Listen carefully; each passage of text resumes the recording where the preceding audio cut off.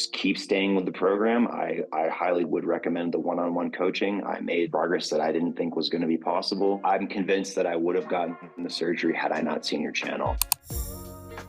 So I had some left hip pain, which was the hip that I tore the labrum on. I had a lot of right knee pain as well. And I thought there was something wrong with my knee, but it just ended up just being tightness in the right hip. Tissue work was super helpful. Getting into a better stretching position, that was a huge game changer for me.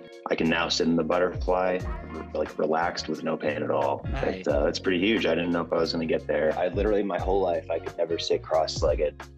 And now I can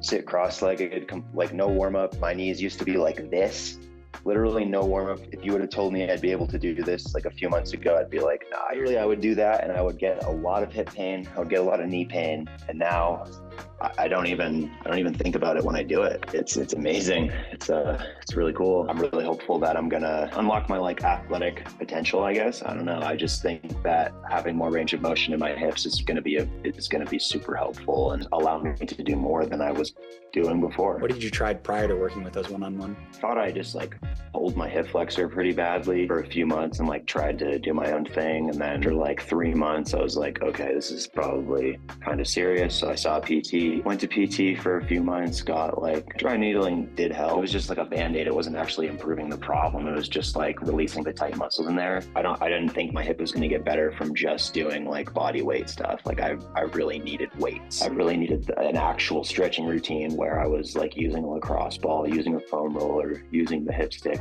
using something that was going to get into my muscle with a manual therapy that I wasn't getting from BT. And then I started working with the one-on-one program and started super light, started squatting, I think 15 pounds maybe. Now I'm squatting 135 pounds. It literally feels better now squatting the 135 than squatting the 15 pounds. I think my body needed that type of stimulus to kind of get back to where I was before.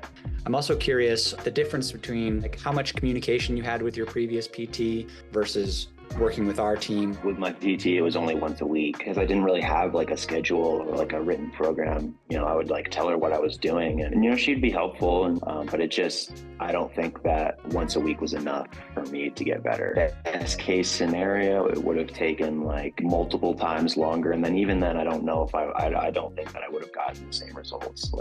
With the one-on-one coaching where I can just send videos of my form and I'll get feedback pretty much that day or the next day. Super helpful, because if I was doing an exercise and I wasn't doing it correctly for a whole week, it's kind of just wasted a whole week of just doing the wrong thing. If you would have asked me before this, I would have been I don't think a personal experience is really that validated over somebody that has never had the injury, as long as they're a physical therapist, because physical therapists literally went to school for that long to do it. But I feel with the hip labrum, the research on it, and it was a night and day difference talking to my coach with the one-on-one program who's actually had this injury. It was they actually understood what I was going through. I really think that with this type of injury, personal experience is actually huge. What I would really have to say is don't get that surgery. If you can still move and if you can still do some stuff, don't get the surgery. Wait until the longest point possible. Just keep staying with the program. I highly would recommend the one-on-one coaching. I made progress that I didn't think was going to be possible. Just keep doing it. There's a lot of room to make progress. A lot of people just have hip tightness that they don't even realize could be contributing to a lot of pain in their hip. All the pain coming from the tear in the labrum. Exhaust all your options. Don't be I need to get surgery right now. Really, after everything that I've seen and read, it really seems if you're gonna have an athletic lifestyle, you're probably gonna be more prone to re-tear your labrum after the surgery. That's kind of my take on it. Also, some good news for me, I should be back doing flips on the trampoline in 2 more weeks. I'm convinced that I would have gotten the surgery had I not seen your channel. I appreciate you so much for sharing your story and helping to inspire other people, and we'll talk soon.